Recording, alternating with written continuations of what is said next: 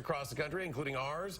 Things are a little quieter tonight than last night, but one local newsroom literally had a stop the presses moment. Jamie Perez spoke with the editor of the Wisconsin State Journal, who had to reprint thousands of newspapers as the governor's race was called.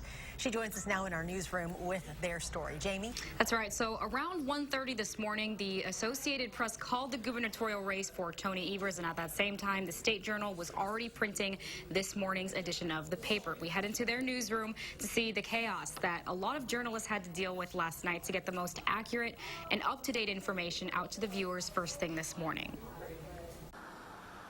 At the Wisconsin State Journal, things are quiet tonight. But early this morning was anything but.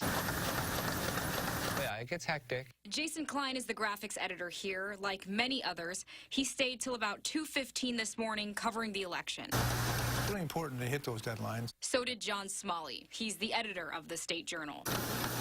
A typical deadline here to print papers is about 11 p.m. to 12:30 a.m. For election night, that was extended to about 1:10 a.m. We were trying really hard to hit that 1:10 a.m. deadline. But even that wasn't quite enough. You can plan all day long. It never works out. 15,000 versions of this paper went out the door at 1:30 this morning as the governor's race was still too close to call.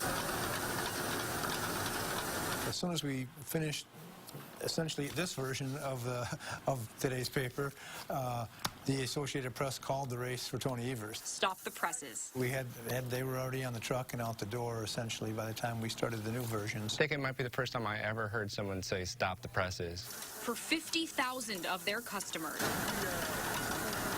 State Journal staff wanted the newest information out the door. 3 hours ago, this was decided, and they had it in their hands. With a 30-minute window, the paper had a front-page makeover. I think we got this photo at about 1:45 this morning. That's what you have to do. I mean, we wanted to get the most accurate information out.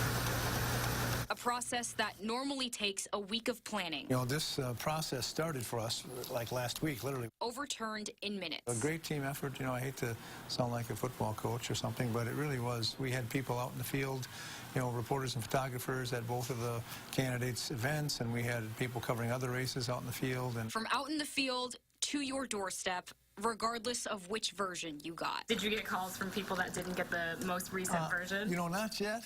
After this, I might.